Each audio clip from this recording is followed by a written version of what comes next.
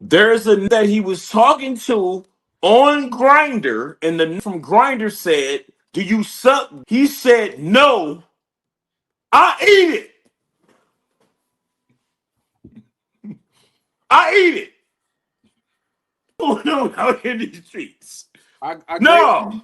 listen. I gracefully bow out.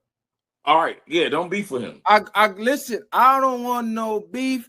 We're not gonna do no back and forth. Yeah. I just had to come to the source. Yeah, which is me. Everybody's saying this is rumors. It's not true. It's not rumors. Listen, and see, you know what it is? It's hate. He went to back. I came to the party with the facts, looked at it, and they were disappointed, and they started doing rhetoric. The only one that knows the truth is Poetic Flacco. And this is why you hate Flacco. I have pictures.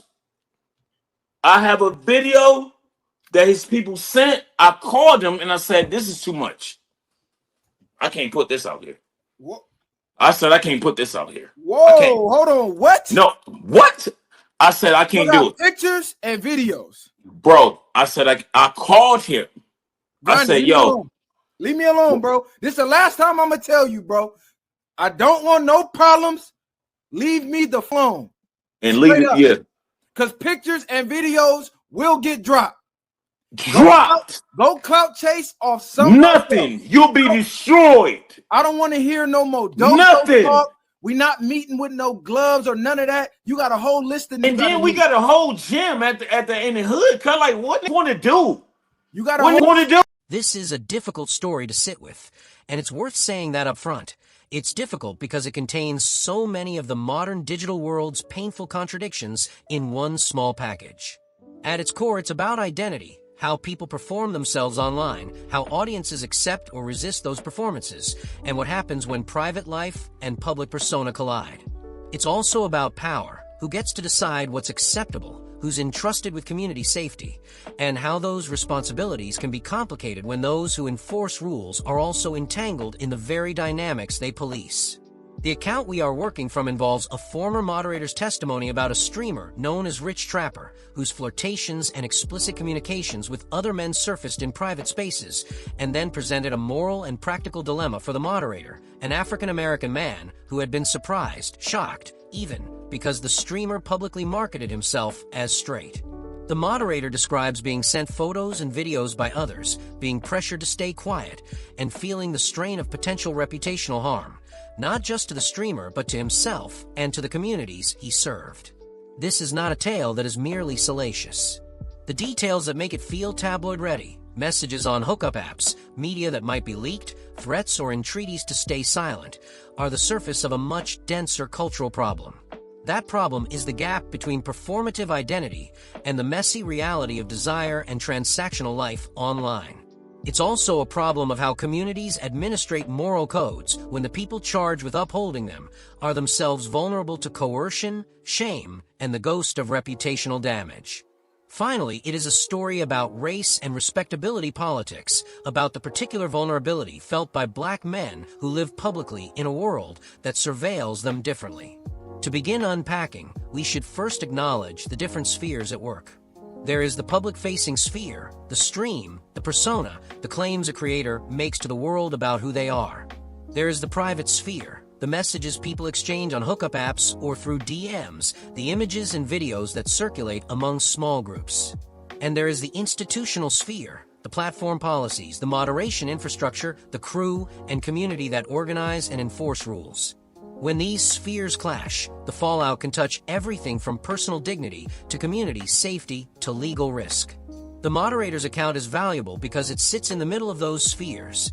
He was inside the community, trusted to manage chat, and forced by circumstances into witnessing or becoming aware of private exchanges that implied a public contradiction.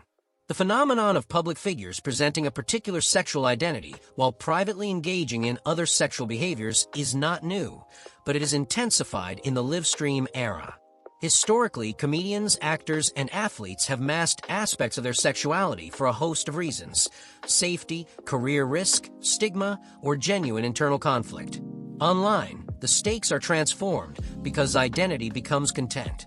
A streamer's marketed straightness might be part of a brand that appeals to a particular fan base or cultural script. That brand might confer certain privileges, access to sponsorships, to audiences, to social capital. When private life contradicts public performance, the moment can feel like hypocrisy to some and betrayal to others. But it is also essential to remember that the reason someone might conceal parts of their life are often rooted in real risks. The risk of harassment, of losing income, of rejection, and for many queer people and people of color, the risk of targeted abuse that can escalate into doxing and real-world harm. The moderator's reaction, his surprise and discomfort, must be read in this context.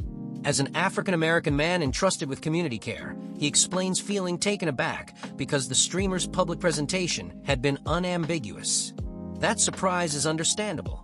It is also human to feel a fracture between one's perception of a person as a leader or role model and the knowledge that they conduct parts of their life in ways that feel inconsistent with that image.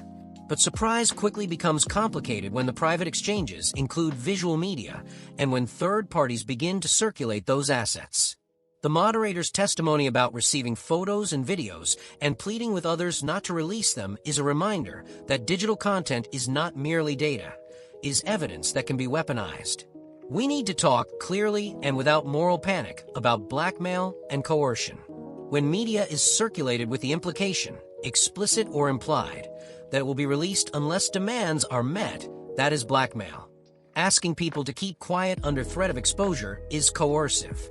Whether the initial communications were consensual or not, whether the distribution was malicious or negligent, the pressure that follows is real and damaging. The moderator's description of telling people to stop, of trying to de-escalate, is important. It shows an attempt at harm reduction.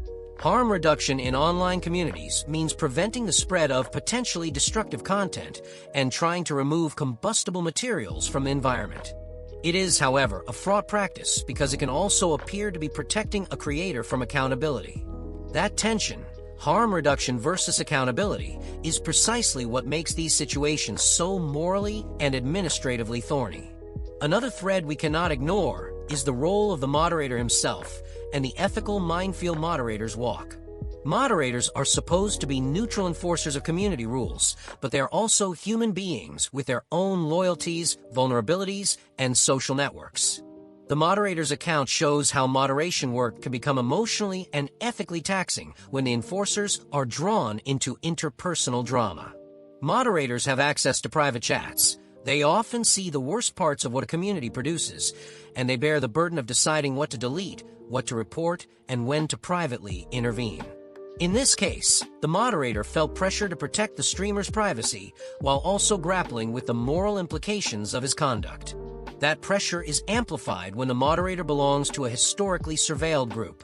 Black moderators must navigate not only the general difficulties of moderation, but also the specific consequences of being entangled in reputational matter that could affect their standing both inside and outside the community. The story about Rich Trapper and the moderator is therefore more than gossip. It is a small, urgent case study in how modern communities crumble and how they might be rebuilt. It reveals the pressures of performance, the dangers of secrecy, and the moral complexity of keeping a communal space safe. The moderator's voice, shaken, candid, conflicted, deserves to be taken seriously because it reflects the burden that falls on those whose job it is to hold spaces together.